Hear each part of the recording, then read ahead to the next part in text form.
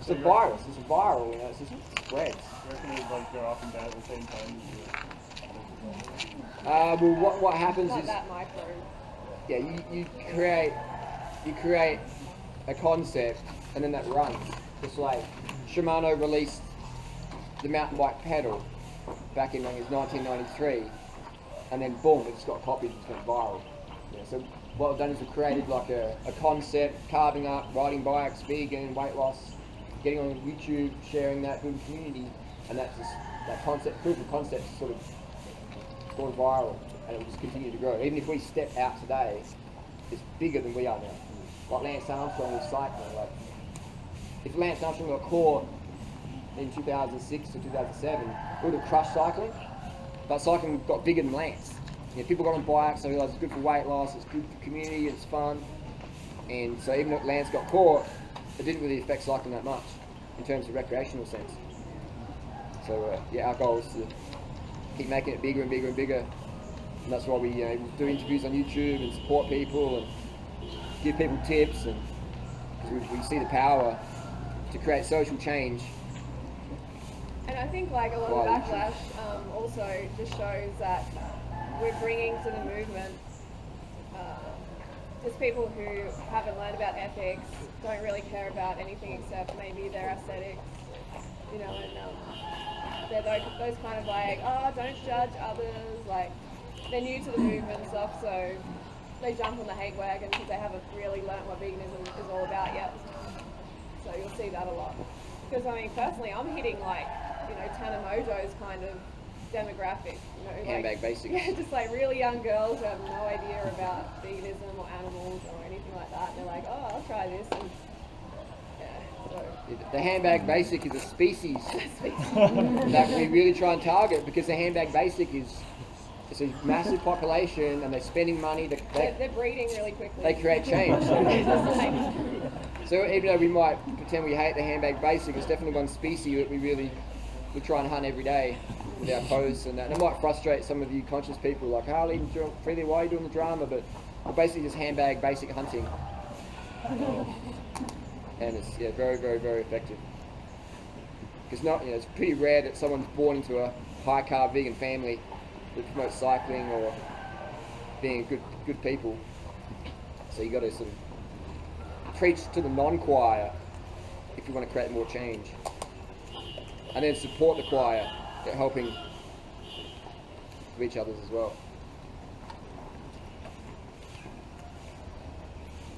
So the drama never ends. To answer your question, drama never ends. Where do you and see? We don't want it to, really. Where do you see veganism in about 10 years? Oh my god, I think it's going to be crazy. Like, I mean, in the past 10 years since I've been vegan for 10 years, January 1st, 2017. Like the explosion's been incredible. It's been really, really amazing. Like, and next 10 years, Mainstream. entire countries will be vegan. Well, the example is, in 2005, I remember I was in Thailand for the first time ever. I flew to Thailand from Adelaide, May 1st, 2005. Did the Adelaide Greenbelt Marathon on April 30th or 31st. Next day, got in a plane, got into Bangkok, didn't know where I was, got in a bus to Canterbury, riding around, and I was like, there's no one here. I hardly spoke to anybody who was speaking English, and no one who was vegan. So my first trip to Thailand, I didn't meet a single vegan. Didn't know how to connect with other vegans, had no idea. But I'd be on forums like vegsource.com, and they were really inactive. You know, I was the most active poster back then, 10 years ago. There was just nothing. There was no real community. I used to be sitting in a backpackers hostel just reading some of David Wolf's old blog posts, and I was just craving some information, but there was hardly anything. And now I can't come to Thailand without someone stopping me on the street or whatever. Even if it's a local cyclist, Thailand, they'll be like, hey, you doing right? Or they might talk about me, you know. So that's how much it's grown. It was all David Wolf back then. Yeah, Dave Wolf, he really inspired me a lot about getting it out there. Even though he was a total scammer. And not being a fraud. He inspired us not to be a fraud. Yeah. By his own behaviour. Not to be like that. Even though we're never like that anyway. Because often what people portray on the internet is not who they are in real life, in the sense that they might be really, really friendly and outgoing and caring and stuff, and but in behind the scenes they're quite evil. Cutthroat. Yeah, very, very corporate culture or predatory in a really negative sense. Not a real sense.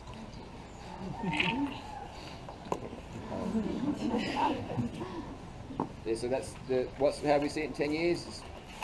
Hopefully no one even knows who we are because there's so much people out there banging it out, you know.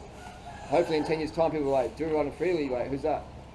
You know, because there's like 10,000 vegan channels out there and the levels are so high we can't even compete and we're back on welfare.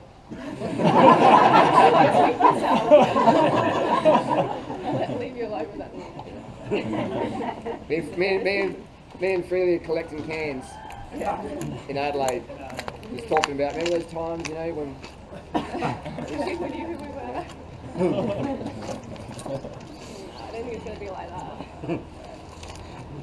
I'm still going to be on YouTube. I would be pretty satisfied if it did come to that. I think I'd be happy living on the welfare, collecting cans, going through bins, and walking past a bus stop, and you know, there's some 18-year-old girl saying, "Yeah, I made 50 grand on YouTube last week from selling ebooks, vegan ebooks and stuff," and I'd be like, "Wow, you're on YouTube?" And she'd be like, "Fuck off, creep." And I would walk away not feeling any rejection. I was like, "Yeah, no worries," and I'd be like, "Actually, I was on YouTube back in 2008. I'm going to call the fucking cops. Yeah, fuck off." There was this successful businessman, I read this book, I can't remember what it was called, and he was really like, like a billionaire, and he owned all these media companies back in the 60s or whatever, and to hire staff, he would go to Wall Street and dress up as sort of like a bit of a, homeless guy selling newspapers. He wouldn't shave for a few days and maybe stink a bit, and he would like see how the Wall Street brokers would treat him. Some guys would just come along with $1 or they're reading their book or whatever, and just go, "Here, give me the paper, mate." And someone would be like, "So how's your day, mate? You're selling newspapers, all this stuff." And so this guy, whoever was friendly to him, and he knew they worked on Wall Street because he'd seen where they went, he would just make a reason to get their card, and then he'd later bring him up and say, "Come on for an interview." So he would screen people by dressing up as someone he wasn't to see how they treated someone who couldn't do anything for him. So often how you treat people who can't do nothing for you is a good gauge. Like if you observe people behind the scenes and you see if someone approaches them, does that make sense? So I thought that was really cool that billionaire guy would create this alter ego to judge people's character and to test what they really like. And that was good. That's good. Maybe inspiring for some YouTube videos. Yeah. What do you mean? I don't know, like make another alter ego and like troll people. Well, it's like when I walk Don't in. encourage him. It's like Uncle Chester, how some people treat Uncle Chester is quite funny, Yeah. And it's cool. Like I walk through London Mall, the shopping centre, and kids can spot it. They'll be like, Yeah, all the kids know. and then other people they're condescending or they're whatever. And so it's really cool. I'm dressed like Uncle Chester, and it's funny, the teenage guys or whatever, and they look and I'll stick my tongue out and go like that to them. And it's hilarious. The haircut one was pretty funny as well. Yeah, and the haircut as well, like walking around the mall dressed like a weirdo half-shaved head, and just how people treat you. It was really cool. Really cool. Well, a lot of those people who are on the street and stuff like that have this strong victim mentality. Yeah. So they attract certain sort of freaks as well. I think girls might notice that as well. Like if you're not as aesthetic as your goals are, maybe, and then you see how people treat you. Like you probably know that, Freddie, when you were like 73 kilos, and we walked in the bike shop one time back in 2008, and one of the guys goes, "Who's that, Harley?" And I'm like, "Oh, it's my girlfriend." And he's like, "Is she raw foetus as well?" And I said, "Yeah." And he goes, "How long has she been raw for? A week?" But and it's good to see that transition, in how people treat you when you can't really offer much for them, but they might see something in you, and that's pretty cool. So it's life's a lesson. I mean, even when I met you, I was like, "Oh no, this guy, No. Because like I was into like bodybuilding dudes and stuff like that. I'm like, oh, you know, they're gonna have more muscle and like just, you know, they were on steroids. You know, it wasn't fair at all. And Harley turns up in his like tight cycling outfit, and I'd never really like come in contact with a guy like that. So I was like, what is he wearing? Like, this is fucking weird. Like, Yeah. you know, I was just unconscious. You know, like, and like, yeah, we'll just be friends. Like when I opened the door, I'm like, yeah, we'll just be friends. They're just so shallow. But yeah, it's just totally not the way to be, that's for sure. That should be good now. I'll move it so your heels are in more. So there you go. We can change it if you like. If you got any bike problems or whatever, you can bring it up while I'm talking. We can work and talk at the same time. Got your brakes or something you're adjusting. Questions? Yeah, bring your bikes up. Bring your bikes up. Really, do you regret making a video of anyone? Like, just making a video of someone, did you regret it? Of someone or about something? About someone, like a famous celebrity, did you regret like doing it? Never. Never. No. Did you have someone in mind that you No. thought I might regret? Like, okay, if there's like a court case after that or something. Oh, Kayla? Yeah. Oh, no, I'm glad I did that. Yeah. It was good, it was such a good experience. Like, everything's meant to happen, you know, everything happens for a reason. Yeah. And like, it was definitely good in the end. It was positive for my channel and Okay. media-wise and everything. No regrets. That's interesting, like, I checked last night, my videos are still up. So I didn't even know why we went to court. Like, it's weird. Like, it's random. Random. They spent all that money and my videos are still up. It's because I don't care as much about yours. Well, they asked me to take I it have down. to take mine down. Yeah. They asked me as well, and for some reason, I said to them the videos are down, but they weren't down.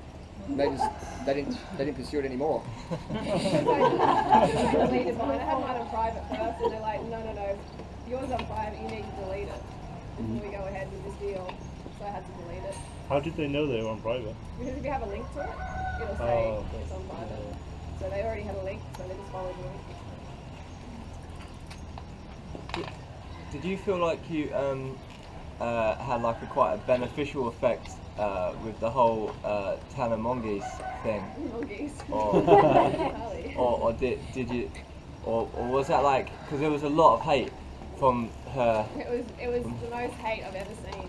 Yeah, Like but was that, 23,000 comments or something of hate on What- various videos. did that like balance out to being a beneficial thing overall? Or Absolutely. really? Yeah, Okay. Absolutely. Like having her make that video, and now that's her most viewed video. It's like a constant advertisement Yeah. on her channel for me. Social proof. You know, it's fantastic. Okay. Like, it's so good.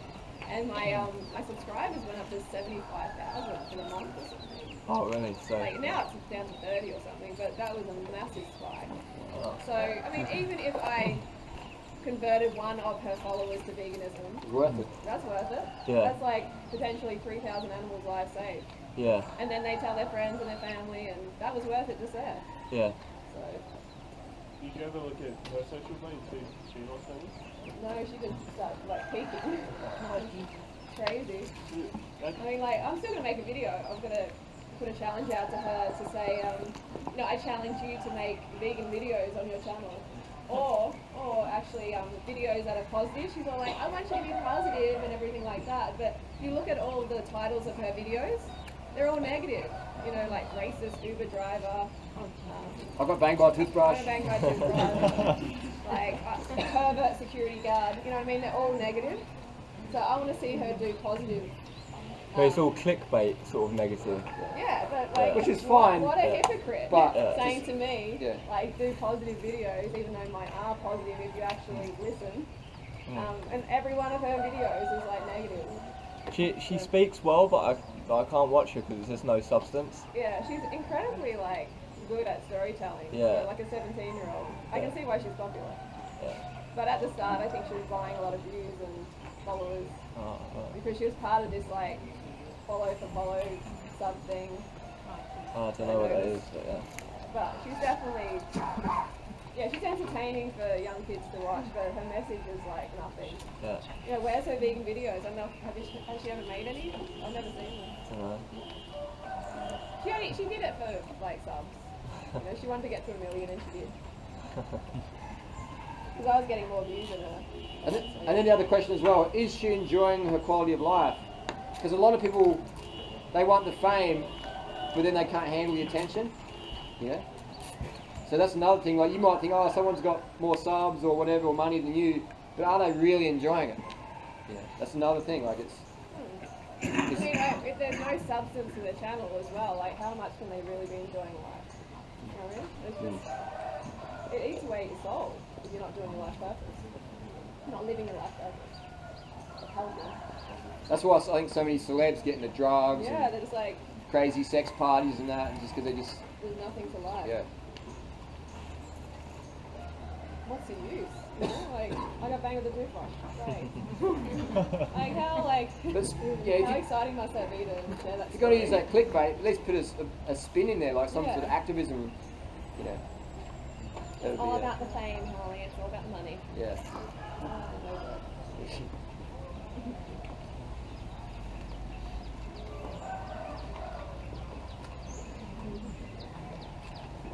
More questions? Pretty big group for a Wednesday. Yeah, take it easy on the way down. Yeah, Probably it's that it's slippery. Did anyone see a scorpion this morning? I did. Yeah?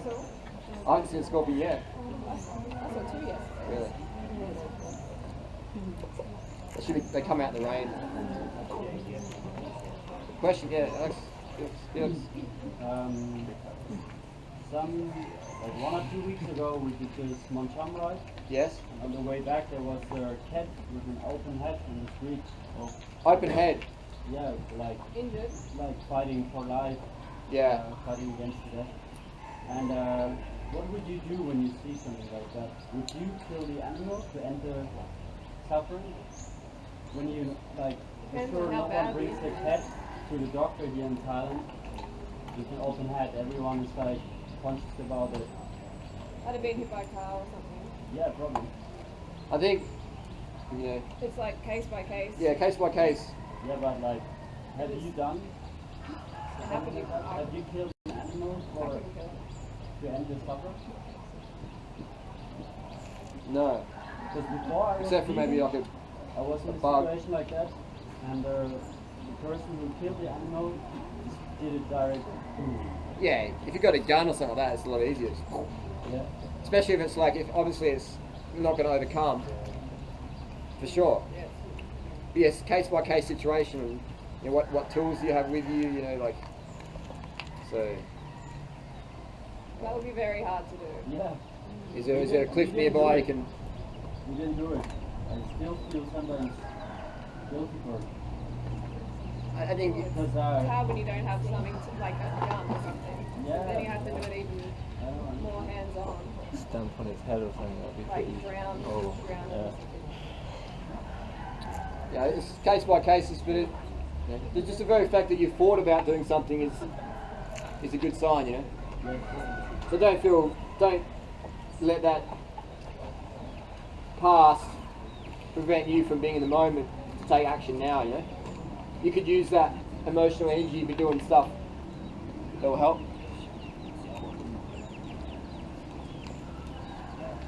Sometimes, yeah, if we think about the past too much, we can miss out what's going on in front of us. But also learn from the past as well. You can, you know, maybe think, well, how could I have done it better?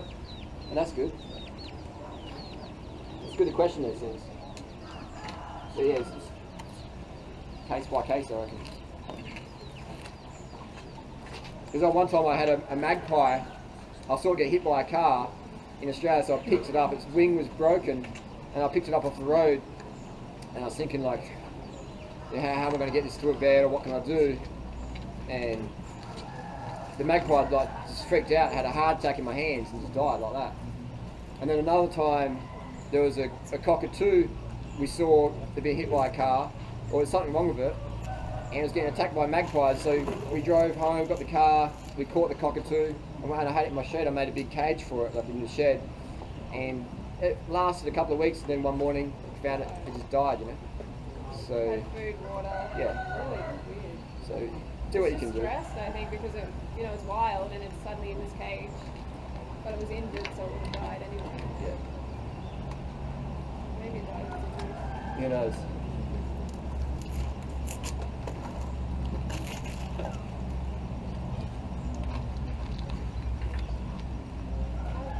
Yeah. Will this festival happen next year? Definitely. Same time, same place, Why do you wonder? same carb channel. Yeah. And yeah, I hope like I don't know, I just kind of want to make sure I can plan and stay longer. Yeah. Even if we died today, we'd hope the festival would come on, every year. A money-free festival where nothing's really sold, except for maybe bike parts.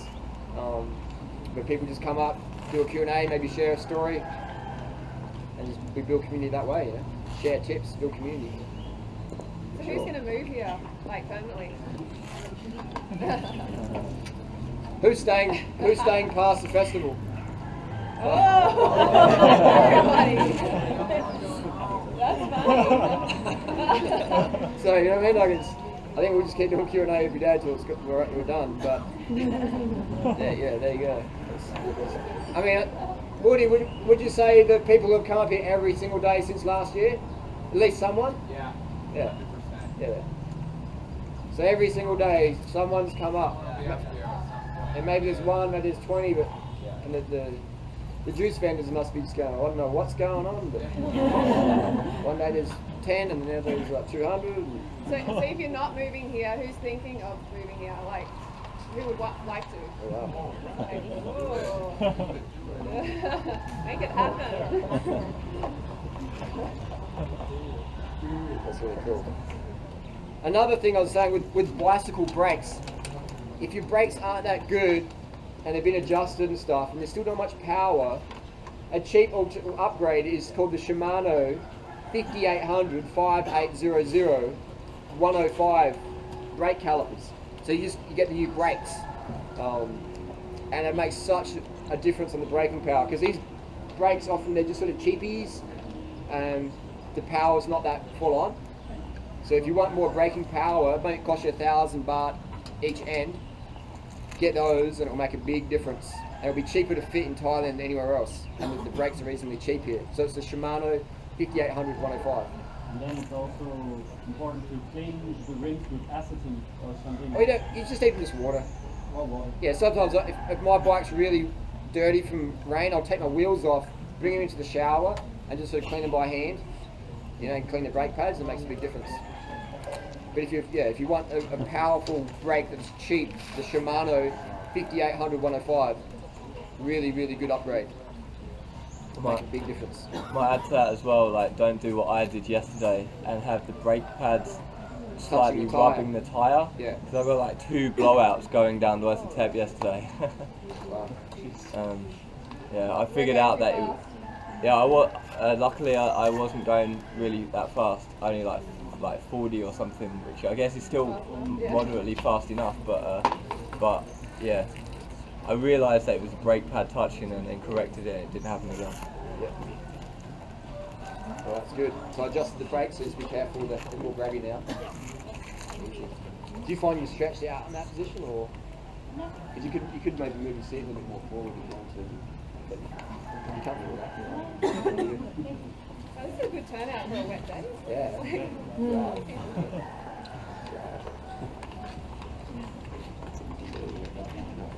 So you think they're...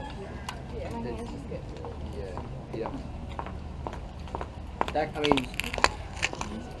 can be, that's like a new thing as well. What are your plans from the rest of the year, maybe business, social media wise? Like, are you you did your ebook, are you gonna do an ebook every year? I thought about putting out just recipes. Yeah. Just a small recipe book.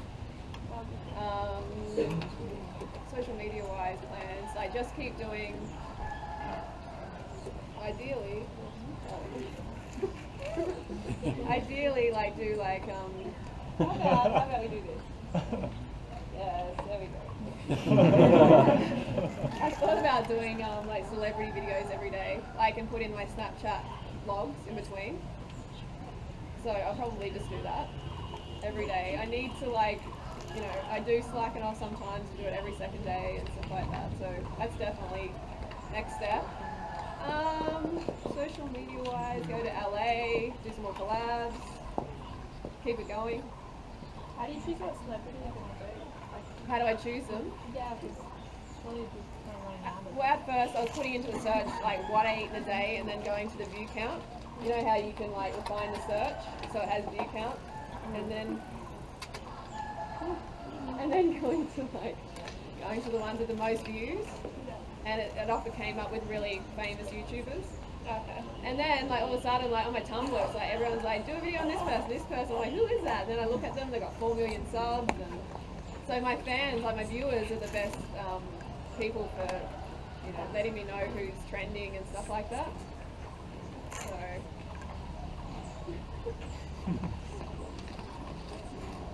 think the wasp thinks it's like a flower, like the top of it. So it goes inside. And when you broke, well not broke raw, but when you stopped doing your raw week, did you notice a big difference? When I stopped doing raw, Just like recently, like you said that.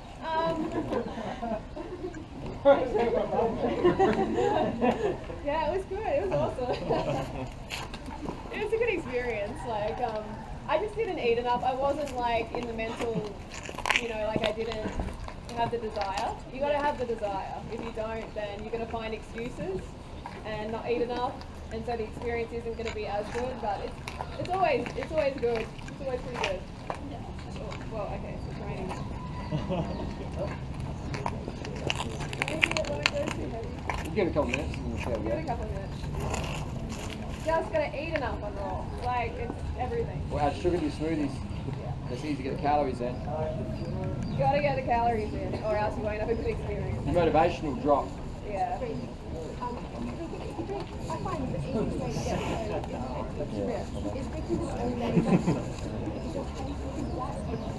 I mean, I think it's great. Yeah, if you can do that, definitely. Because, eventually you're gonna find a time. Like, is drinking smoothies all day a good idea? I think it's a great idea. If you're chewing your smoothies, you're still getting the fiber, the sugar, the calories.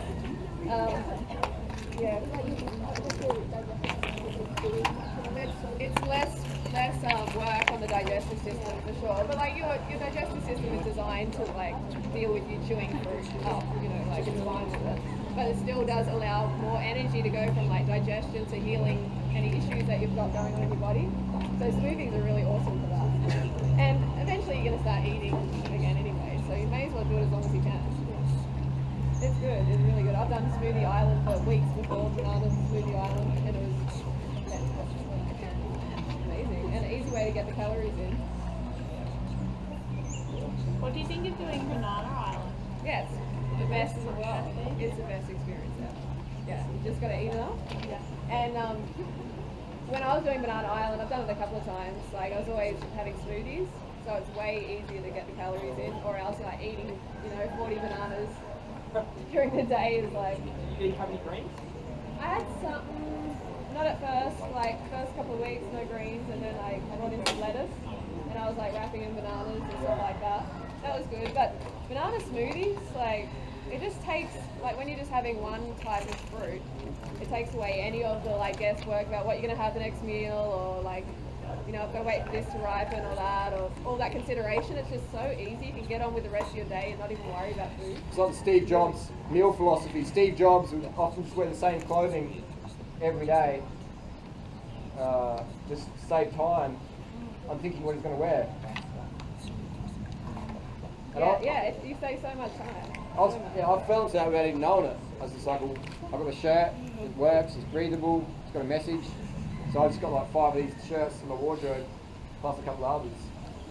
And I don't have to worry about what I'm going to wear. Whatever's closest to me on the floor, I'll just chuck it on. What's the longest you've ever done Banana Island for? It was almost a month, but I added in greens like the last week, so like 3 weeks. It's the best. Everybody should try Banana Island. It's so good. Like bananas are such a healthy food. And you're just gonna, what's that? You went to the retreat. Or the Graham retreat. Health Fitness Week. I don't think that, we didn't do it then. No, like I had a consult with him, that's when I did it. But if you want the But best, I've done it again as well for 2 weeks other than that. if you want the best results, yeah, raw till 4 is the go, because you get energy to train, and training plus clean eating is where you get the best results. You need the fructose too. You need the sugars. Like, yeah. Like- In this bottle I've just got like about I've got like maybe 150 grams of organic sugar in there, and that's just like fuel. I just wake up 5:30 on my computer, got some sugar water, have some fruit later on, but it's just there, ready to roll. And that my desire to work is in direct proportion to how many grams of sugars I get per day. And so fruit and sugar is just the best. And have some rice for dinner. I mean, and like, And you can train harder and get better results. it's important to get sugar, but like, I think it's really important to get the fructose, which is sugar, of course, as Yeah. well. But like, that is like, we are frugivores by design. So if we're not getting that fructose in our body, into our diet, that is just, it's not optimal. It's not going to be optimal. And it's the whole package as well with fruit. Yeah, It's you get fructose with everything. this whole package of nutrients, Yeah. water, The pectin, the guar, like Fiber. everything, fiber. Yeah. phytonutrients. They haven't even measured all the different phytonutrients that are in fruit. They can never do it. No. They can never. Like, this is going to be infinite. Yeah. You know, like Right. science is like, yeah, we found everything. But it's usually just to sell something. They haven't got close. Yeah. What do you think people should do to have a fructose intolerance? I don't believe it. No, because like you look closely at their diet or at their lifestyle or their past, and it becomes pretty obvious what's going on. Everyone who's come to me for that, I've looked at their diet and they've been eating animal products, and I'm like, you can't call yourself fructose intolerant while you're still ingesting non-human food. You know, your body is not going to deal with the human food properly because you've got this non-human food going into your digestive system, fucking things up. It's like some people have an allergy to exercise. Now, literally, there's doctors out there say you're allergic to exercise. You know, like, it's just crazy. The fructose, it's just people got so much crap in there. The fruit, they eat the fruit, They just bring blame it the out. fruit, you know what I mean? Like, It's impossible. I've never heard of a legit case, and I've had a lot of people try and tell me. It's just another buzz term, you know? Soundbite. Fructose intolerant. My naturopath said this Yeah, is take my supplements. it's often the soundbite naturopaths or doctors use to push another product. I do actually know one long-term vegan who's got fructose intolerance, but and he gets digestive issues when he eats fruit. But I He's probably think, mixing with What everything else else. is he eating? but I don't Tahini know. and But cashew nuts. he eats like really junk food vegan, Yeah, that's and it. that might be the Oil reason. and- Yeah. So, like, blaming the fruit again. Yeah. You Yeah. know, but there's like processed crap that nature would never put on a tree for you to pick. Yeah, bad processed, Yeah. greasy processed crap. Yeah, I'm not Fruit sure always about gets that one blamed. because I've like tried to say to him like, what happens if you gradually increase it and then try and like just like 'cause some people with peanut allergies can get rid of it by very slowly increasing a daily dosage of peanuts, like from like a grain of sand up to 1 peanut after like a year or something. Yeah. Well, I think like the first step for him would be to eliminate the junk food, Clean up- go to a clean whole it up. food vegan. Yeah. You know what I mean? Just go Even raw to starch, four. the starchy diet, whatever. Yeah, like, yeah. And then slowly, Yeah. you know, do it that way. But he's the only person I've ever experienced in my life who's got any sort of fructose. And he probably, does he go to bed late as well? Is he like in the... But it's not a legit. That's not even a legit case though. No, it's Yeah. legit. So, Yeah, I don't know. It's like the person who has their bike seat really low and they keep getting knee pain. And it's like, well, the doctor goes, yeah, if you go to a doctor with knee pain, they'll be like, take some anti-inflammatory. Yeah. They will go, hey, bring your bike into the clinic, let's have a look at your bike setup. yeah. Who came up with that? Let's check your cleats. Who came up with that term, fructose intolerance? Anyway, you know, like.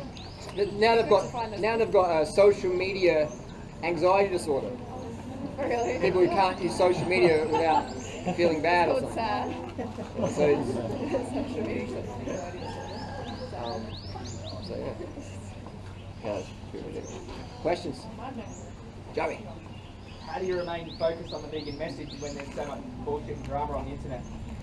Well, you make bullshit and drama a Trojan horse to get your message in. Ah. It's like judo. It's like judo. When someone pushes you, you pull them and spin them. You don't try and like push back. No. We don't try and like hold. You just get them and just pull them over your shoulder. You flip them. So when you're getting pushed, don't resist it. Embrace it and use their energy as momentum to get your goal. achieved. And it brings it to your channel, and there's a vegan message in the channel. Just like what Dr. Evil did. He trolled me hard. I took the bait, and you know, so he flipped me. And I landed on my back, and I'm like, oh, okay, I didn't see that coming, but that's what happened. So you learn. With these breaks here, they are pretty sticky. Now that guy's going to delete his channel and run off with the money. Yeah. Go, yeah, made 10 grand off these suckers. Yeah, that's hilarious. And he says, I can't show the lawyers I've been paying because it's a private case. And it's like, mate, you just ganked all those suckers hard. People like, the truth will come out that he's a fraud, and people will be like, well, sorry, Harley. I mean, even though you did say something that was unnecessary. I'll be the blame for him being a fraud. I'm like, Harley, he was a really nice guy until you fucked him up. Can I send you to jail for $6,500? Can you send someone to jail for $6,500? I mean, Someone who's a citizen of another country. This is so outrageous. It's like, give me money, give me $10,000 because I'm going to launch my bike into outer space. And I need it for the concept of proof. The proof of concept. He probably launched an innocent animal into outer space first. I mean, this guy's in China now. I feel like he's got like KFC in front of him while he's doing a video. You know what I mean? Just out of the camera. And it's all scripted. Because he's got his closed captions and he just cut and pasted it. Boom.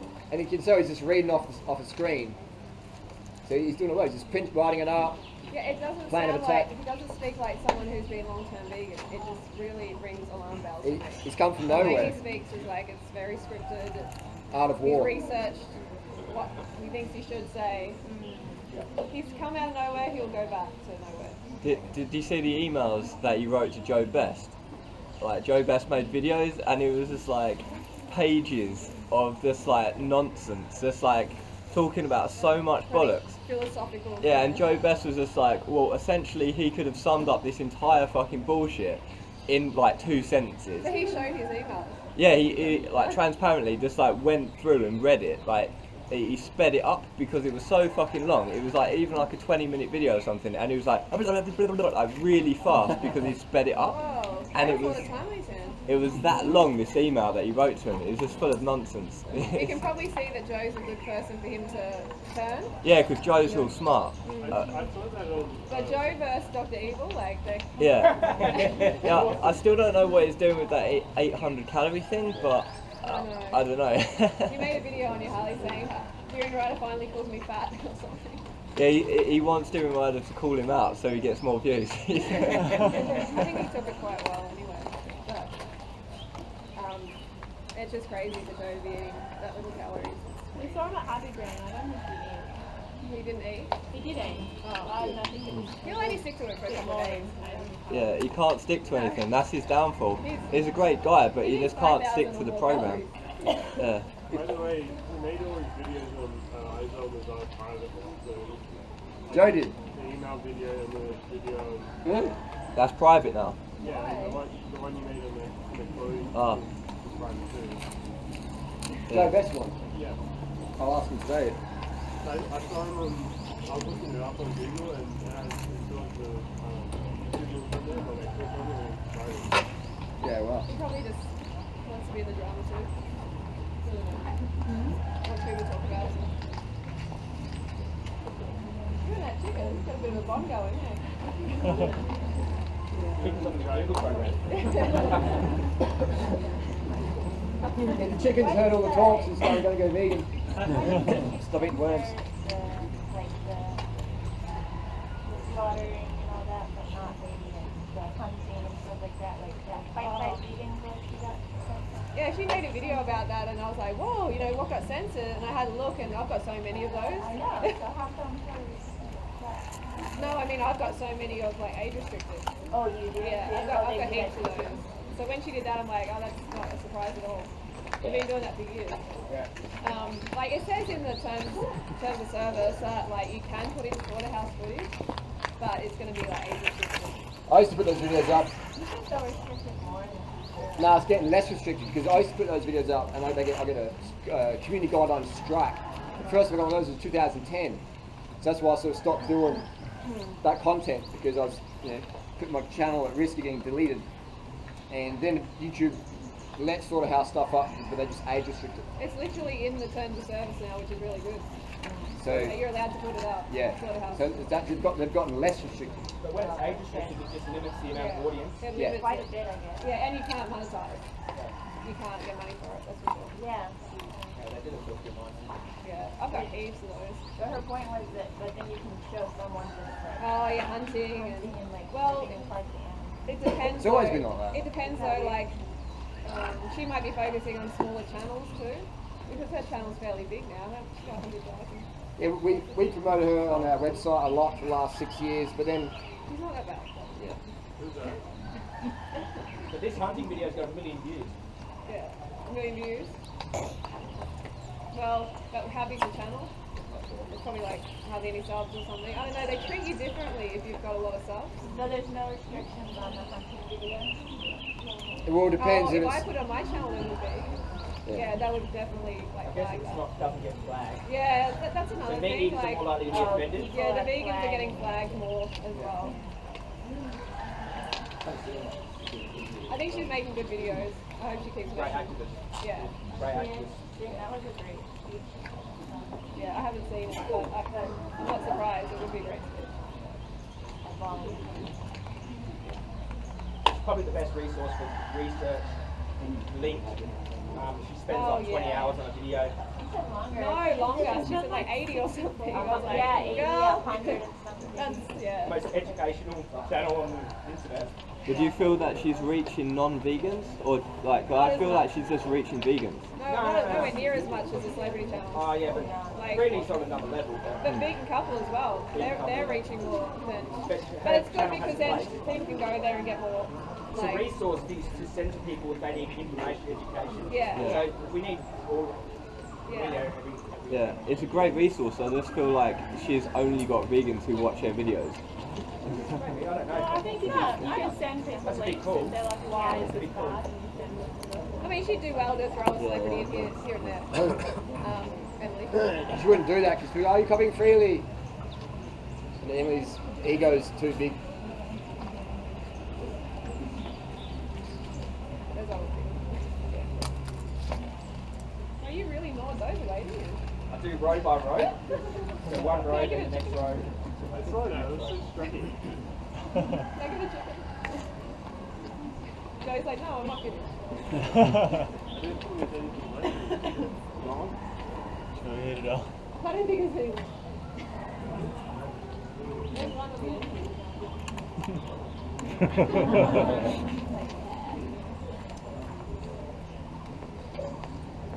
Wow, I've got an eye for it, huh?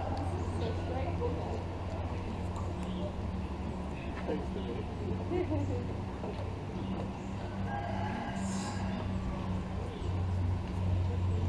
There's no wasted text. You see that? It's like straight to the kernel every time. Yeah, like this really has the eye. Yeah, me. He's like, no, I was on that. Well,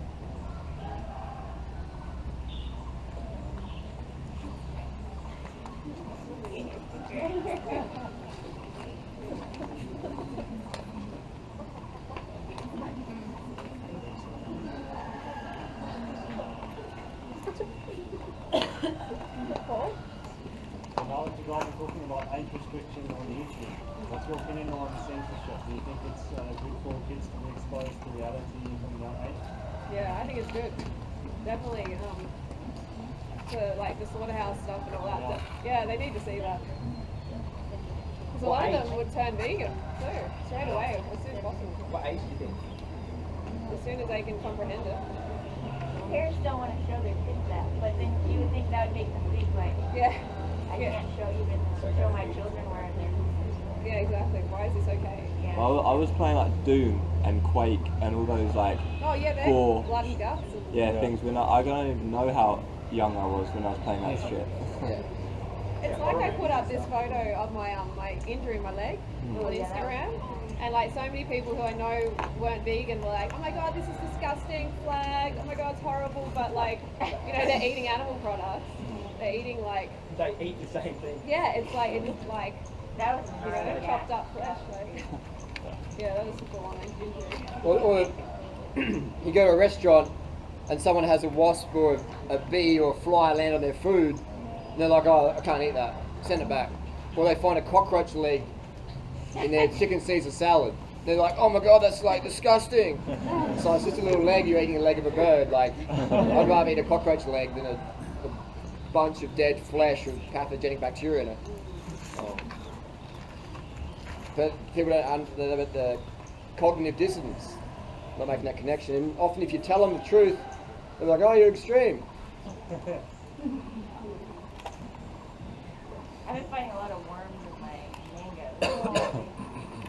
They're weird, they like fall up and then they like pop. Pop. Yeah, what are those? The parkour worms. What are they? Parkour worms. Parkour. No, they're just fruit fly larvae. Oh, it is from the fly. Yeah. That's what So I thought. what I'd recommend is buy your mangoes hard, transport them gently home, put them on the floor so they don't get bruised. Because when they get bruised, the fruit fly will sting them. By stinging, they just they lay the egg into the soft fruit skin. So I would recommend just, I never ever complain to the vendors about fruit fly larvae or any bugs, because they'll just go, yeah, well, no worries. And they'll bring up the farmer or distributor, say, you guys got to fumigate and pesticide more. Fumigate, radiate, rodenticide, fungicide, homicide, the mangoes, because the farang had a worm in it. So you never complain, I just bag those up and carry them to the garden, give them to the chickens or the rats.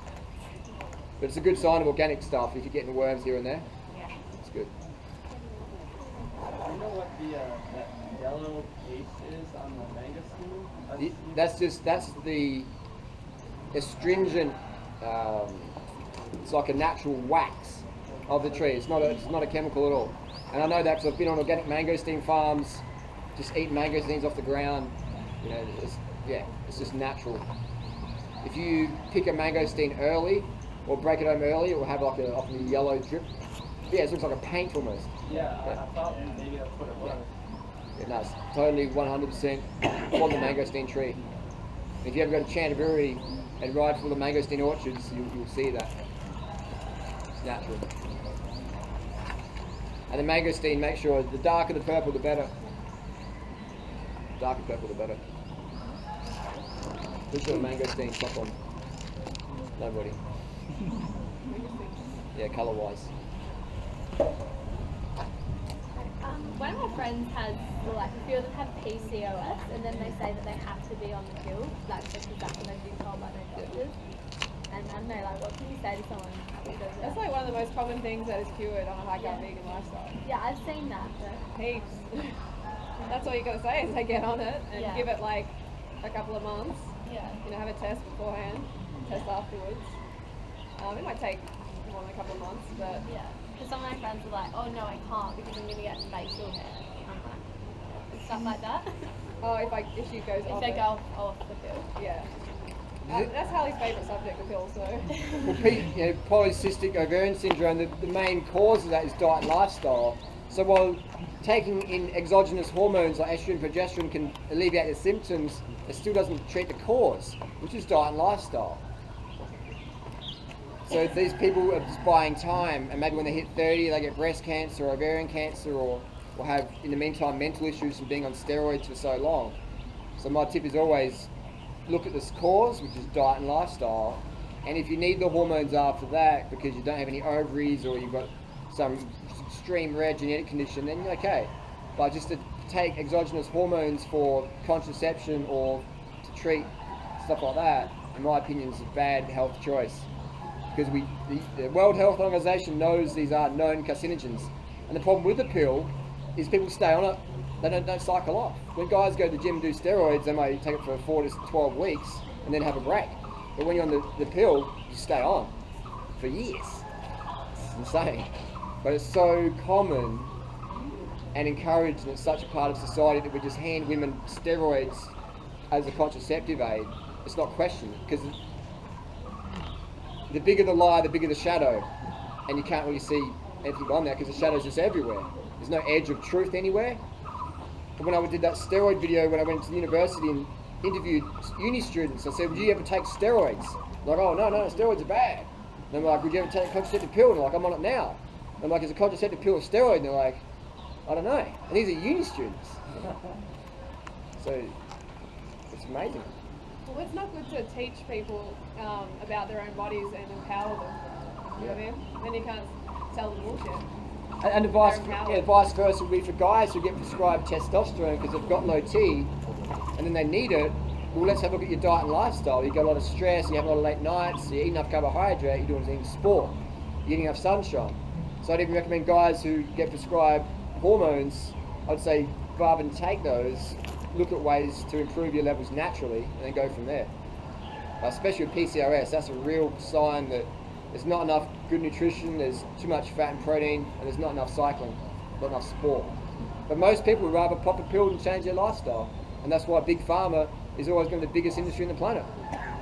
Because most humans are interested versus committed.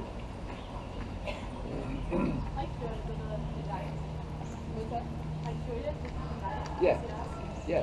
There you go. Yeah, my doctor told me before I started to get my starch, I'm going to get the yeast because of my PCOS. Yeah. And then you go back to the same doctor, they'll be like, oh, I probably just misdiagnosed you. Or, do you have any questions today? I'm pretty busy.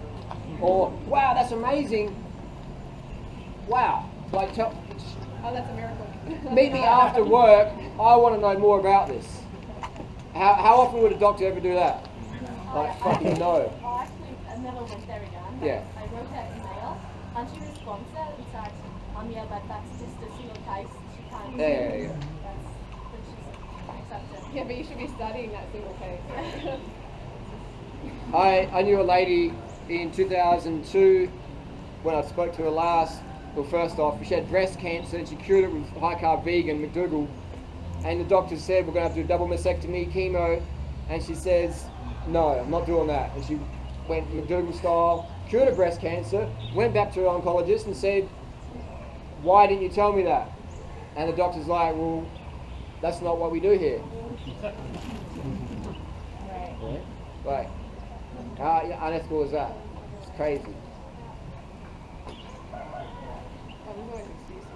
So I feel like, you're busting to go to the toilet, there's a toilet like in the bushes over there, and I'm like, there's one over here, it's going to cost you $10,000. And you really desperate to go to the toilet, you just pay under 10 grand. And there's one over there for free. Change diet and lifestyle.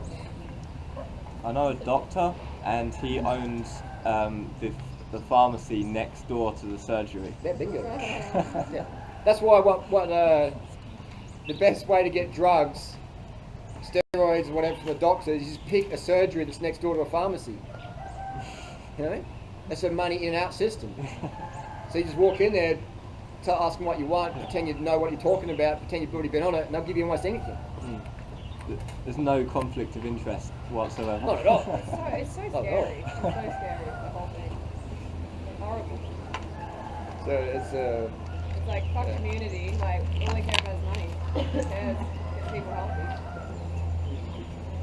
good. Working in it's even worse. What's Being that? part of it's even worse. Yeah. Working in it. Yeah, that would be frustrating. Surrounded by it. I'm reminded of it every day. And in that situation, you just got to laugh at it all. Yeah. Have the unconditional laughter and sense of humour. You have to. Otherwise, it'll just crack you. You have to, yeah.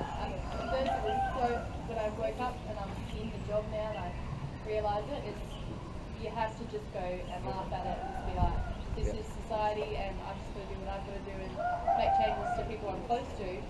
And I can't change everybody, like I can't take on the world, like it's just do what you can in your own little bubble and then that will kind of filter through.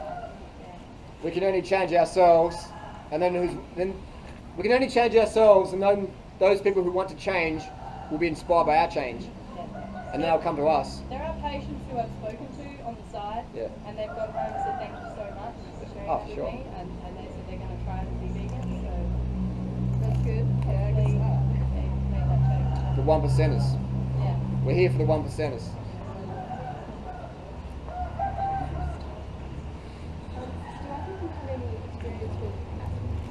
Do I ever have experience with asthma? Yeah. I used to get hospitalised for my asthma. Started in 1986 when I was 8 years old. Used to spend overnight in the hospital. Longest was like 2 weeks on nebulizers and Ventolin and getting pumped full of steroids, asthma steroids. And always walk around with a puffer in my pocket. Have a note for sports day, can't do sports day. Or if I feel okay, I can do it, finish dead last. So yeah, I had a lot of asthma experience, and it's 100% diet plus also mental state of relaxing your breathing. Yeah. So, would you recommend to just stop taking medication? I would say stop your medication, Yeah. but have your puffer with you. Yeah. See, I don't take a reliever. I take a preventative. No, I would say no, and I'll just have a puffer with me in case you do have a situation where you do panic and but then you pop your salbutamol, your Ventolin, you're good to go, or your Becotide. So just cut the steroid part of it. Yeah, preventative medication for me is like, it's insane because we're just taking it. There's nothing even going on. I was talking to my doctor, and I said that I really don't want to do anything. I really don't want to do it. Well, if you don't, you're going to end up in hospital again and again and again. Well, the thing is with those people, they specialise in drug treatment. They're so empowering, aren't They don't specialise in health. They specialise in that medical model, allopathic medical model, where there's a symptom and let's drug that symptom versus address the cause. So my tip for anyone with asthma is obviously get off the dairy, go vegan, low fat, high carb, and do sport. Open up the airways, make the lungs stronger. Drink more water so the blood volume's higher, so it's easy to breathe. And stay relaxed when your chest does feel tight, which is totally normal when we're pushing hard up the mountains or pushing hard on the flat. It's normal to have tight chest, but then you breathe from your belly and stay relaxed. And if you feel you need to have a puffer on standby, then have it. But I'm a fan of using pharmaceuticals when you need them versus as a preventative, like painkillers. Like, I'm not going to pop a painkiller in case I crash my bike and break my legs today. You know. But if I crash my bike and break my leg, I'll pop a few tramadol or something like that, or whatever. Take morphine. But to wake up and slap some morphine in your body, you know, because you might have a car accident today, that's preventative medicine for some people. So taking a drug to prevent an asthma situation when there's no need to do that, when you can just have the puffer when you need it. Why? It doesn't make any sense to me. Oh, it doesn't make sense to me either. But it's good money because you're taking the more drugs. Yeah. So you take it every day now, or what? What's it called? What do you take? Simicort, which is like a hardcore doping product in cycling they use. Yeah, wow. Yeah, because I'm afraid of pushing my breathing. Nah, you'll be right. Just have a Ventolin puffer, you know. Have you ever had an asthma attack before? Yeah. Basically, when I, come to this lifestyle, I decided I don't want to take any medication. Yeah. So I just stopped taking it, and I ended up with eosinophilic pneumonia and had regular asthma attacks. But maybe not in the last year. How long have you been vegan for? 3 years, but only the last year or so I've been eating enzymes. Yeah. Yeah. And as you get fitter, you're fitter now than you ever been before? Yeah, so as you get fitter, your lungs get stronger and you learn how to breathe. Yeah.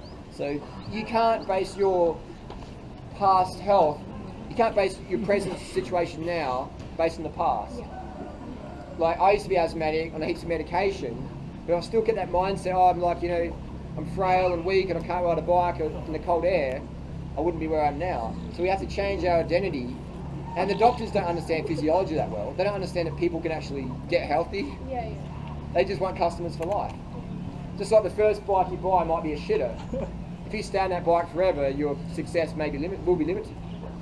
So I would say taking medication based on your biological health from a few years ago when you were starving or whatever, it isn't the best idea, because now you're a different person. You've got a good biological readout, you look healthy, you look vital, you're right up the hill, you don't even look puffed at all. Maybe it's the, I would say give it a bit more gas once a week and just test your limits and have a Ventolin puffer, and if you need to, you'll be right.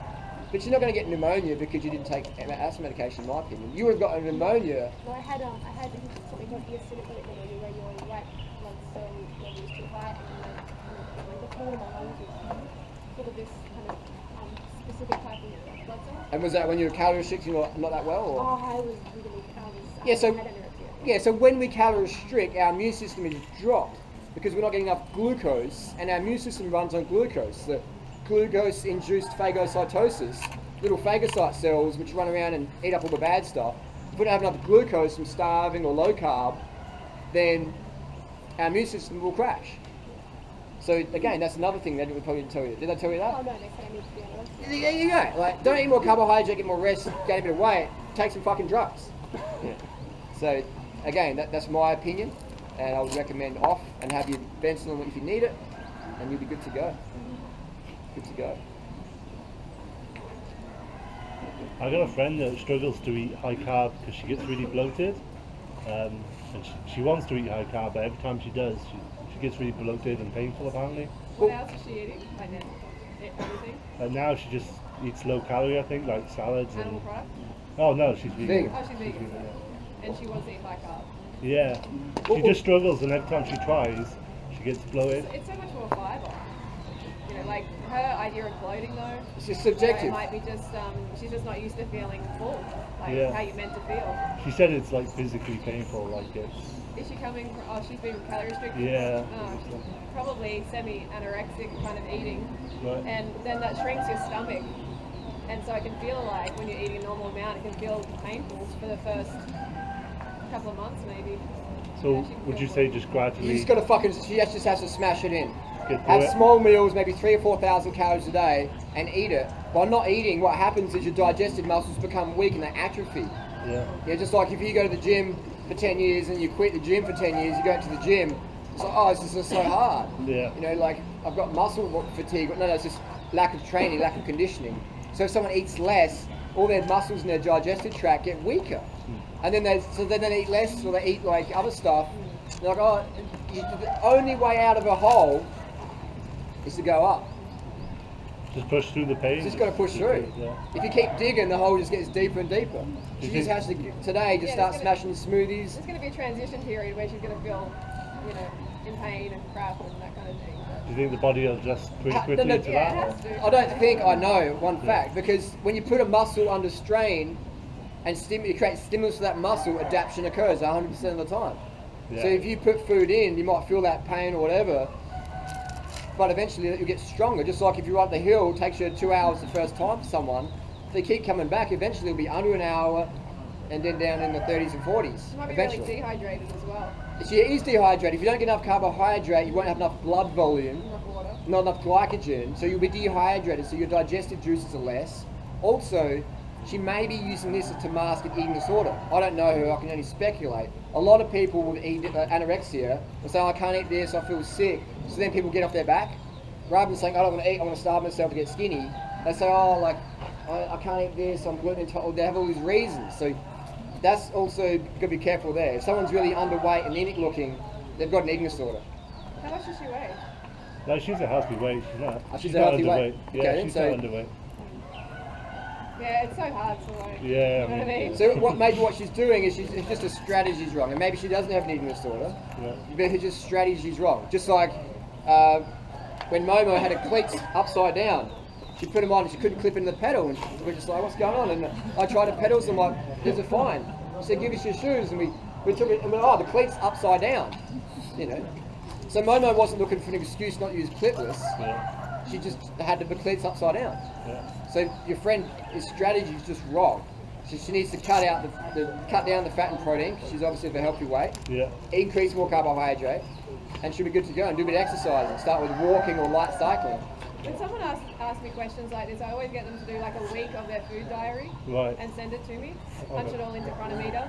Then I can get a better idea of what they're doing. And just start the day with at least a quart of water, like a litre of water. Just Yeah. wake up and just sip that while you're working, doing your emails, and then have your fruit breakfast and go from there. Water is really important for digestion. Pass this on to her. Pass it along. Thank you. See, if you look at someone's body weight and they're at a healthy weight, then you can sort of strike off the ED one, and then go, okay, strategy's wrong. If someone's underweight, it's either strategy or it's probably a greater chance it's an ED. But some people slip into an ED from just following a bad strategy. And they just cut out so many food groups, they're down to 1,000 calories a day, they slip into an anorexic BMI, and then the psychosis kicks in, and it's really hard to help. Because now they can't even help themselves, because they're just out of it. A question for Holly. When did you get into Muay Thai self-defense stuff? When did I get into Muay Thai self-defense? 1995. I was I was just sitting at home, and one of my mates like, oh, I'm going to go join this freestyle karate club. Go check it out. You want to come along? I'm like, yeah, go check it out. And most guys are into like, you know, kung fu, Bruce Lee stuff at that age. And so I just went along and trained that for quite a while. Yeah. But I'd say I've learnt the most from doing Muay Thai. Yeah. Because unless you're sparring or hitting someone or getting hit, it's hard to learn. And do you find that helps you with your self-confidence, saying what needs to be said? Not really. Because I know guys who are like kick-ass fighters, Yeah. and they're meek as in real life. And they still like Like they would get smashed in a street fight because their confidence is like, in the ring they're like killers. Yeah. But on a street situation they're like, whoa, you know, they'll back out. On YouTube they wouldn't even get on there because they're scared of criticism. But you throw them in the ring and they'll just clean it up. So YouTube was like the main confidence. I would say having passion is the main one. Yeah. Forums, he's got a long time. A lot of time on forums. I think if your fire of passion, if it's stronger than the spit of hate, you keep going. If your fire of passion is like a little spark, anyone can spit that out. And what was the main drive that brought that fire and passion? I think just seeing how fucked up the world is, Yeah. and realising it's better to be part of the solution than part of the problem. Yeah. And that's it. And it just builds your fire. Like there's work to be done. Work to be done. I think he's got to focus on what your purpose is in life, and when you got that purpose, then you got a goal. Just like if your goal is to do a sub 30 up here, you know you're not going to let any distractions come in. If someone says, "Hey Paul, stop for a chat," you're just going to be like, you know, you're going to acknowledge them. Because that's your goal is, I'm doing this, nothing's going to distract me. Your chain drops, you put your chain back on, you keep going. Because you've got that goal. So if you're clear with your goals, No one can ever stop you. distractions are what happen in life when you take your mind off your goal. Distractions come in. Haters are what you notice when you take your mind off your goal. Or haters are what will affect you when you take your mind off your goal. Because when you live in your passion, a lot of people feel threatened or jealous or whatever of that, so they'll come in and say, "Oh, you can't do that, who are you?" And if you spend time dwelling on what they got to say and letting that get to you, it means you've taken your mind off your goal. You let your focus slip. So you've got to get back on focus and keep on popping.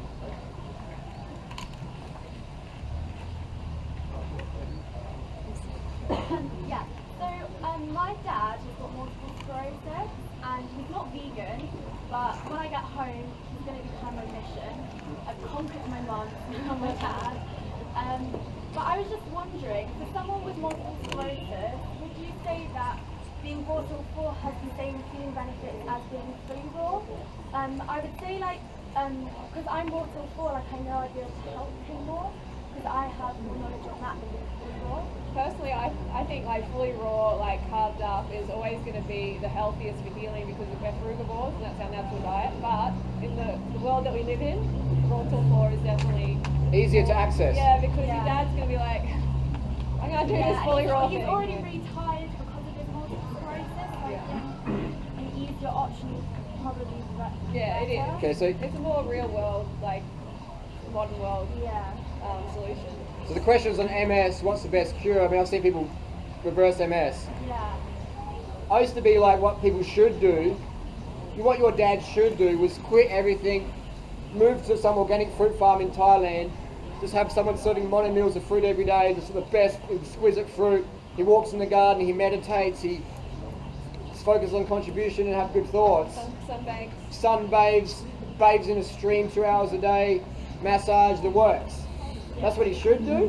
What he can do is he can have fruit, he can have tinned fruit, he can cut out all the animal products, he can have rice, he can have pasta, he can do a bit of walking around his neighbourhood, he can watch a bit of comedy on YouTube, he can boost his immune system like that. Adapt it to their life. So what people should do and what they could do, often vastly different things. So I'm more what someone could do. I mean, that's going to be an amazing healing like modality for him to go from what he's doing now to raw till 4 is going to Yeah, just I be really want to document it if he manages to do it. But does he want to do it though? I don't know. That's there you go. And you have to have enough love. Do you want to live? To just accept that. Yeah. You go, Dad, here's the resources. You just Google up MS, Dr. McDougall. Yeah, MS I found rice a diet. the other night and I've sent it to him. Yeah. But I've showed him stuff before, and I think he gets infusions every month. Infusion of what? It's intravenous. What? Something, I'm not really sure. But the last time I showed him something, he obviously got quite disheartened by his doctor. So you just have to just accept that that's your dad's life, and you're like, I'm on this mission, but unless your dad's on the mission, Yeah, of course. and ain't gonna know the mission's gonna happen. I think it's good that, like, are you willing to make him meals and everything? Yeah. I think you've got a very good chance then, because that's the biggest thing for most people, especially dads. Like in my experience, is like my dad's like, I'll go vegan if you make me every meal. Yeah. If you live with me and you make it all easy for me, convenience is so important. Yeah. So Well, now my mum's vegan, it should be a bit easier. yeah. But understand, that's the hardest thing about being healthy and fit, is watching our friends, family, loved ones just destroy themselves with apathy or ignorance. Yeah. So you do your best, share some food, make it fun, but if he doesn't want it, don't feel too bad, you've done what you could, and move on to the next person. Yeah. Move on, keep pumping into yourself. Like when my dad had cancer, and I flew over there that afternoon, Adelaide to Perth, and I had the books and I had all the resources. I'm like, this is going to happen, it's going to be great. Tell him what happened from the start though, how he fell off his bike. Oh yeah, he fell off his bike. No, he fell off a ladder. Oh, he fell off the ladder. My dad was reasonably fit, stayed active, ate reasonably well. Hadn't been a doctor for Yeah, hadn't been a doctor for a while. Fell off a ladder, hurt his hip. And they're like, oh, you're of age, let's do a prostate examination, let's check your PSI, your PSA, your prostate specific antigen levels. Hopefully we can find something to... Yeah, and they were high. And they're like, oh, we've got to get you on chemo radiation. You've got prostate cancer. And my dad's like, okay. And so I flew over there before we did it. I said, you can't do that, Dad. Here's the reasons why. Here's McDougall stuff, printouts. The guy's like 80. Yeah. Like, So my dad's... give him some chemo. My dad's... He's watching some car racing on TV. He's got his cup of coffee in his hand. And I give it to him. And he goes, what's this? I'm like, this is what's going to save your life. And he's like, all right, I'll check it out later. And he's just like drinking his coffee, watching the TV. And I was like, okay. So I stayed there for a few more days. I went to the oncologist appointment with him. And I thought, okay, what I'm going to do is I'm just going to fucking smash the oncologist, smash him, ask him powerful questions. And hopefully my dad would go, oh, this person wouldn't have a clue. So we're talking to the oncologist, and I said to her, so what's the chemo and radiation going to do to my dad's immune system? And she says, oh, it's going to destroy it. And I said, does the cancer patient have a weak immune system, yes or no? She says, the reason they got the cancer is the immune system's weak. And I said, so what is the logic in destroying, in your words, the cancer patient's already compromised immune system? And she went all like red-faced and like just flustered. She's just like, and my dad like kicks me under the table, like hard. And I just said, okay. And then she changes the subject. And my dad said, I'm sorry about that to her. And then, so I left it at that. And we go to the office, and the first thing Dad said to me, he goes, Harley, I can't believe how uncouth you were in there. You had your elbows on the table, and you spoke, you questioned what she was saying. And I was like, yeah, sorry Dad, sorry about that. And that was it. I mean, this guy, like, had cancer in his body for probably Long like, time. 40 years or something. So like, that- Dr. McDougall talks yeah. about that. So It could be in their body for, forever. The next day, and I've known people who reverse their prostate cancer, vegan and juice fasting. I've seen it happen. I've seen the blood tests. I've seen the proof. So I accepted my dad's choice. Next day I booked my flight, gave my dad a big hug goodbye, and that was it. Didn't go to his funeral. He died within a month, you Yeah. know? Like, been surviving just fine, and gets Well- a diagnosis, they took him, and he died. And then my mum was a palliative care nurse assistant at that hospital, and she later heard that oncologist was told to leave the hospital for overdosing patients and stuff, accidentally, unethically. But again, that's an example that you can want it for someone more than they want it themselves. So you gotta be aware of that, and don't feel too hurt when it happens, because it will happen eventually in your life. You just got to move on and accept it. And it's a personal choice how much time and energy we're willing to expend in people who don't want it. Some people change. I've seen the craziest rednecks go full on evangelical high carb vegans riding bikes. It's very, very, very, very rare, but it can happen. But you've got to be discerning on your time and energy given. Yeah. Dr. McDougall's doing a current study on this curing MS at the moment. Oh, at the moment? At the moment. Oh, wow. I have a friend who... I think you published it already. Has he done it? I think your bob's going to rain. Yeah. Oh, Yeah. okay. So can you get in Yeah, contact with I've him? already seen some bits on YouTube and stories and stuff, and it was amazing. But Yeah. I'll look for that. Yeah. It's probably up on PubMed. Okay. I'm going to pick it up. Just check the Dutch Film School's website. Yeah, I just remember what my dad's on it. Sorry. He's always on the meds. Yeah. Yeah.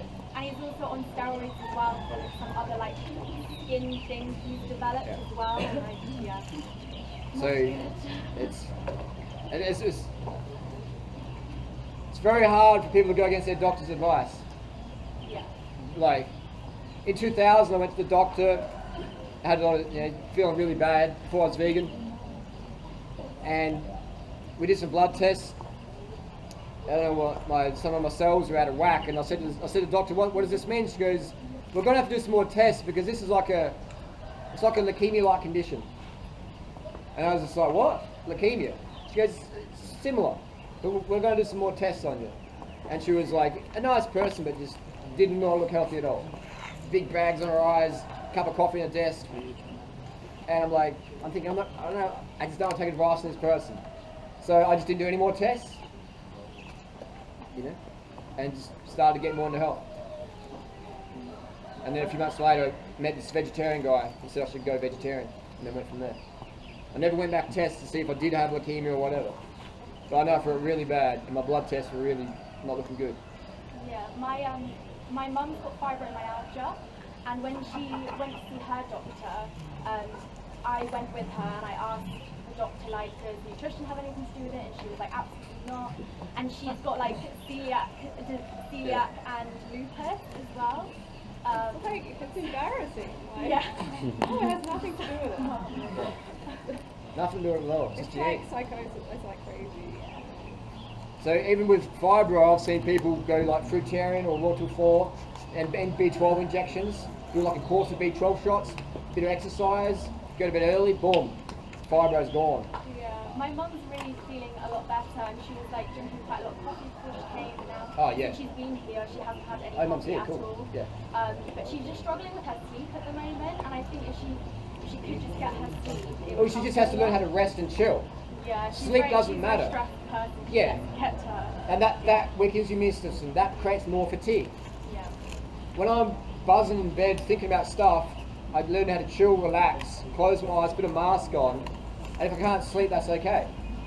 As long as I get the rest, get the low heart rate, get the emotional poise, that's the most powerful thing. I remember I was in California in 2006, and I had a friend over there, and she says, oh, I've got fibro, I always wanted to go to Yosemite, but I've never been on a beach, so I've got fibromyalgia, and I'm like, yeah, you don't have it. And she's like, I do, but doctor said I can't do this shit. I'm like, we'll hang out for a fucking week. And at the end of the week, we're going to hike up the Half Dome, I guarantee you. Because her biological readout was good, but her mental state was living in the past. So we hanged out for a week, and we had good food. She was a vegan, but just not eating enough. And not drinking much water. And she used to have the aircon on and stuff like that. So I'm like, open all the windows, turn the aircon off, smash in the water every day, stop wearing jeans, she started wearing shorts and a skirt.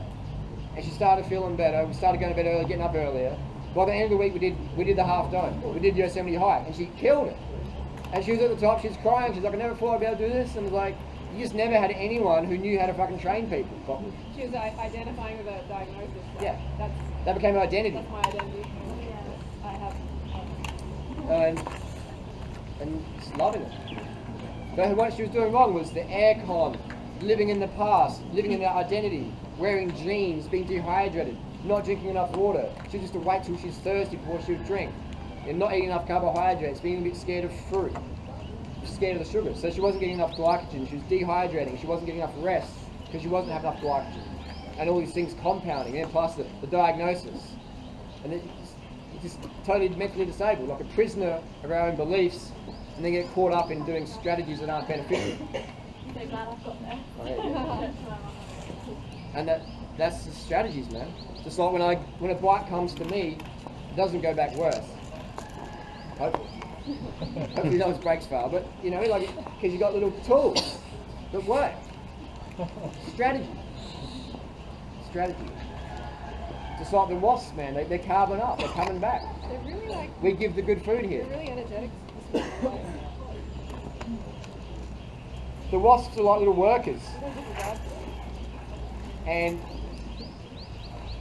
our goal is to build a nest of like consciousness, and everyone's a worker, we're workers, everyone's a worker, we've all got work to do. But by creating an environment like this, giving information like we do on YouTube, then we help the workers build that nest of consciousness everywhere in their community, on YouTube, with their family, with their partners, their children. That's what it's about. Strategy. Strategy. Just in relation to the, how you say about cancer, what if you were already like high carb vegan fit and then you got cancer, what would you do then? Then we look at like, are we on hormones? Where are we on hormones? What's our emotional poise? What time will we go to bed? Do you know anyone like that? No, I was It's definitely possible because you might, We might be exposed to asbestos. there's definitely contributing factors. Stress. You know, a lot of people will like, You might do the lifestyle too late too. Yeah. You know, you get it and then you turn. or maybe you've been diagnosed with cancer, but your cancer situation is going down. You were never diagnosed before, but maybe you go get a checkup and they do a blood test, or you find a skin cancer, but it was there all along. Yeah, they freak you out. But maybe it's going down now, but now you've discovered it. Like, what's an example? Let's say you've got a bucket of water, it's full of water, but you've never, it's in the, okay, the bucket of water is in the cupboard, and it was full, you assume, but you've never checked it, and then one day you open it up and you notice that the bucket's half empty, but the hole's been plugged up. You know? But you've said, oh, the bucket's half empty now. That's probably not the best analogy. Better than I can do. What I'm trying to say is it's like a blood test. Like, your hemoglobin might be 120, and that's considered anemic, but it may have been 90 a few months beforehand, but we didn't test it, so we didn't know. So one blood test doesn't mean much, because we could be going up or down. We could be going up in health or down in health. Same with a cancer diagnosis. Your cancer situation may be getting better when you get diagnosed, and if you got tested a year or 2 years down the track, you might not test for it. If that makes sense. Yeah, so you'd never recommend chemo no matter what? No. Personally, I wouldn't do it. No, From what I've seen more. I've never seen someone die from cancer. yeah, they're dying from people. What people die from typically is pneumonia, where you do the chemo radiation and your immune system crashes and you get a pneumonia and you die from that. But it was the cancer that killed you. Sometimes a tumour might grow so big that it blocks off an artery and causes a stroke. But in terms of death by cancer, I haven't seen it personally. But pneumonia most of the time. Good time to laugh. Smells like burnt hair. Yeah, it does. What's that? What's wrong with genes? Oh, geez. You mean DNA genes or Calvin Klein genes? Clothing. Oh, genes just dehydrated. The genes just don't really breathe that well. I recommend leggings or lightweight tracksuit pants. Ties wear jeans. Jeans, I don't own a pair of jeans anymore. I used to be like a Levi's 501 collector, but they're just They're heavy. not very functional. You can't even really. kick your leg high with them. They're just Comfortable, functional. they're stiff. They might look alright, but leggings. Tides are better. Yeah.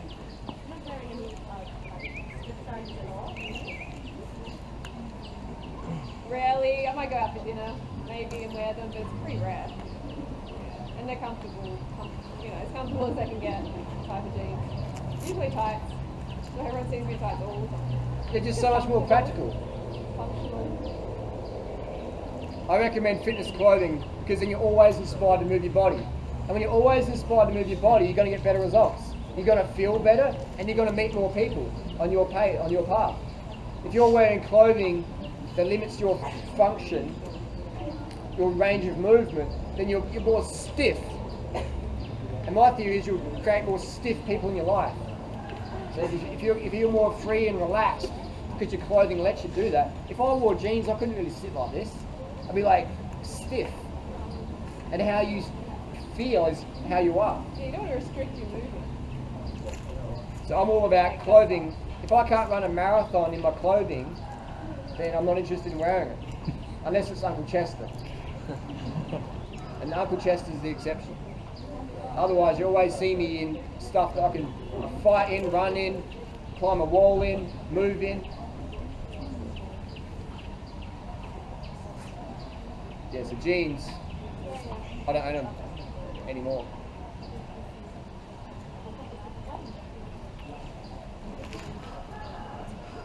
Do you like buy any specific brands of sportswear or just It's whatever's comfy, whatever works for you. Whatever works. Like the shorts I had on yesterday, I lost them. They fell off the balcony. I got them from the thrift store for like $1. They fell off the balcony. Yeah, I put it on the balcony. And Ben, from the Gold Coast, actually shorts from his school. You know, and they were girls' shorts. I like the colour, and they fit it alright. That cost me like $1 or $2 or something. Just go from the thrift store, and I had on the side PBC, and Ben's like, oh, that's Palm Beach College or whatever it was. So that's pretty random. So I did that. I put them in the balcony last night, and it blew off. I was spewing. I really liked it. They fit well. I don't know. I looked for them, and no one saw them. Stolen thrift store shorts. Pro stolen or something. Another question, last question. Yeah, B12, it comes in different forms. So what's They all work. You've got methylcobalamin, hydroxycobalamin, cyanocobalamin. They all work. I know because I've shot them all up and they're tested on blood a week later. Boom. They all work. If you're in Thailand, I'd probably recommend the methylcobalamin just because it's a harder one to get anywhere else. I mean like tablets or Oh no, you got to do injections. Yeah. If you want certainty, do injections. 100%. Like sprays may work, pills may work, sublinguals may work. Yeah, B12 shots for sure. My doctor, she said that I could only get injections if I was like breed over it. But here's the thing: that the low level in UK, the range is about 180. In Japan, it's 550. So if you're a Japanese person, you go for a holiday UK and your level's 300, the doctor will go, "You're fine, mate." If you go back home to Okayama, get your blood test, and your level's 300, they'll be like, "You won't leave until they give you a shot in the shoulder." You get your dad on the B12 too. Yeah. I don't rely on doctors when it comes to our health. Doctors are great when you have an injury, like an accident, they stitch you back together. You got a burn on, you burn your face off, they do a skin graft, for sure. In terms of vitamins, they're bound by ego and closed-mindedness and industry dogma, industry bias. So I would definitely recommend the B12 shots for anyone regardless of diet. Just read the packets for dosages, often the B12 shot once a day for a week and then once monthly or every 2 months as needed. If you're doing sport, if you want to increase your stamina, your fat burning ability, I do recommend B12 shots regardless of diet. It's not a vegan thing. It's if it was a vegan thing, then only vegans would be doing B12 shots. But pretty much every professional cyclist I've ever asked wasn't a vegan, and they all did B12 shots because they're legal and they can boost hemoglobin, which boosts fat burning ability and which boosts stamina. And you just use insulin needles. Do insulin, you can't even feel it. Boom. How often? You could do a shot a day for a week, and then once monthly as needed if you want, or every 2 months. Depends on the person, their needs and what their levels were. Or whatever. You don't, in my opinion, you don't need to get tested. Just do it. It's just a vitamin. It's a water-soluble vitamin. Your body pisses out if there's too much. So it's not like iron or something like that can damage your liver. It's just vitamin B12. You just pee it out if it's too much. Let's go from the chemist. Most chemists sell it. There's a chemist at Tape Gate. It's got a green shop front, and they sell the methylcobalamin in a pack of 10. It's 500 micrograms. It's about 600, 700 baht. Just buy some insulin needles, 13 mil insulin needle, 29 gauge. Boom. Look up YouTube, intramuscular injection on the shoulder. Boom. Start shooting up. Can you travel with that? It depends what country. One way to get it through customs is put the ampules in your bag, buy a packet of vitamin C tablets, and when you go through customs and you have to declare something, declare your vitamin C tablets. If they further inspect your bag and come across the B12 ampules and go, "What's this?" "Oh, it's vitamins." And they can say, "What?" And go, "Oh, I forgot about that, sorry about that." because you've declared a vitamin and then they find more vitamins, you're not going to get any shit. Worst case scenario, you lose your 600 baht B12 shots. If you don't declare something and they find it, then you might get a fine. But if you've declared something on your little thing, you're okay. Like when I've gone through, I've had like a bag of dates, so I declare a banana peel. If they find the dates, I go, oh yeah, sorry about that. But because I've declared it, I haven't overtly tried to, sneak through. Yeah. What about they say to you, have you got anything else in there? Nah, pretty sure I don't. That'll fly. Oh, so had a long flight, I haven't slept for 3 days, I'm a bit scattered, but sorry about that. No worries, mate. It's a good thing you declared it. Yeah, I nearly got fined $350 for an apple when I was travelling in the Greek Islands. I opened my bag and there was an apple, like sniffer dog sat next to me. I'm like, why is that dog there? And he opened my bag and there was an apple with a bite out of it. He was like, I could fine you $350 for that. He gave me a really hard time. Yeah. But, yeah. I mean, There is a reason behind it. one time I flew back from London, and my uncle was a bit of a coke head, and he used to have these crazy coke parties, and he'd always tick me out when they were on. So I go camp in the woods near London, and he didn't want my mum finding out. But anyway, so when I come back to Australia, they sort of swabbed my bag, and they said, mate, you're going to come in this room for us for a minute. And so we're in the room, and they're like, you've got traces of cocaine on your backpack, mate. What's that about? And I just burst out laughing and said, oh, that's probably my uncle, man. He's like a full coke head and blah, blah, blah. And they could tell I was being so honest. They're like, no worries, mate. Okay, cool. They could just feel I was just telling the truth. That I didn't shit myself, I didn't panic. My first response was genuine laughter. Like, no worries, mate. See you later. But most of the time, that little beagle, if there's a beagle in the airport, he's stopping near my bag. Beagles are amazing. Like, my bags just stink of like fruit and bike stuff. You did B12 tests. What are you looking for? Which name of the which test you test? Like if you're in Thailand, I'd recommend the methylcobalamin. No, what do you the test. Make a test. What You just do serum B12. That's good enough. So, yeah. If your serum B12's up over 500-800, you're good to go. You can get a test in Germany. It's called Methylmalonsäure. yeah, I know that, but I want to know what you're. Is it like urinary MMA? Yeah, it's exactly the same. That's a German word for that. Yeah. If you're doing B12 shots, you're not going to have a deficiency. So you could spend money doing the testing, or you just do a couple of shots here and there, and you're good to go. Yeah. But it's like, I'll be the referee, UFC referee.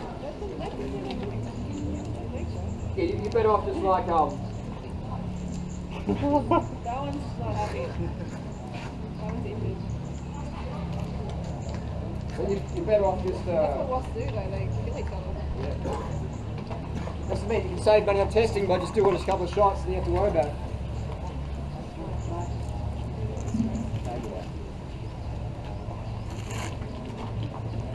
Do you have any recommendations on either sunscreen or bug repellent for mosquitoes and stuff? No, you can just use like whatever you find works. You know, it depends what country someone's in. But Reaping, I think it has a few. sunscreen, you can just use. There it goes. Sunscreen, you can just use arm covers or a little neck buff. Actually, my neck's been getting pretty burnt. I'm gonna put mine on now, so I don't get too much of a redneck. Steroids. Gotta have that redneck. So you can use something like this, it's like a buff. And you can, if it's too hot, you can put some water on there. And you can even put it up like that. So you can get really good sun protection from that. And if you get your nose is getting cooked, you can do it like that. So I'll wear this now, just to give my neck a bit of a break. And so that's the best. A physical barrier is always the best solution than the chemical barrier. Use sunscreen if you have to, but physical barrier is always best. And with bugs, It's like a citronella. Yeah. A fan is good. Yeah, fan does work A well. bit dehydrating, but yeah. Sometimes it gets to the point where you're like even the repellent, because it only lasts so long. True. Before your body just absorbs it. Yeah, true. And then all of a sudden it's like, Yeah. and that's why I recommend mountain bike shoes as well. A lot of people go to the bike shop, they buy a road bike. The shop says, oh, you've got to have road shoes. But the shops don't understand the sort of cycling we do, you know. we're walking around, we're standing in our shoes all day, and so I always recommend mountain bike shoes for Thailand travel, etc. Last year I had road shoes, mountain bike shoes, but I just like the mountain bike shoe. I just walk around, and there's no loss of performance really, unless you're chasing every single second. And it's not easy to use, and the cleats last a lot longer as well because they're metal. They're metal. I've had these cleats for like probably 8 years. 8 years. Yeah. Yeah. They've been on like 3 different pairs of shoes, Wow. at least, maybe more. Epic. And you can recycle them as well. Those plastic cleats, they just wear out in the landfill. One more question? Yeah, I was just wondering about the B12. Like, where would you say is the most efficient spot to get your injection? You could do it in your quad, because you're only using the 13 mil insulin needle. So you could just don't do your eyeball. Woody says to Quad. probably the paramedic, put your elbow at your hip, and that's where you should be doing it on that point. Well, it depends, because we're only using insulin needles, so you could use your glute, you could use the top of your shoulders here, I mean, on yourself though, it's going to be easier on your quad. your upper quadrant of your glute, Like, rather than... using 30 mil insulin needles, you know. And quad's less painful. I find it depends, you know. hydroxycobalamin burns a lot more, Oh, really? but Depends what size needle you're using. If you use a 13 mil 29 gauge insulin needle, it's pretty good. Yeah, so you get all the way to the end, and you might have to do 2 shots. 13 millimeter. Yeah, 13 millimeter needle length. Yeah, no, it's 13 millimeters. And because all of us here are relatively lean, we don't need those big horse picks. So insulin needle, boom, easy, mate, easy. But doctors, like, will they also do, like, I mean, because I've had it like twice, but he was like, I usually do it in your butt. like, Doing your butt? Yeah, because most of their patients are overweight, you know. I wouldn't feel a thing in the butt. okay. So it doesn't matter where you really inject it. Okay. What you can do, you can rotate sites. Not that it really matters, but you could. Yeah, I just wasn't aware that you could do it other places. Oh yeah, you can. I mean, you know, people do it with their calves and all, like just full heroin addict style. But just intramuscular, just Google up on YouTube. It's very, very straightforward. And use the insulin needles, it's really easy. I might do a tutorial and have an updated one. Yep. Alright, thanks for coming.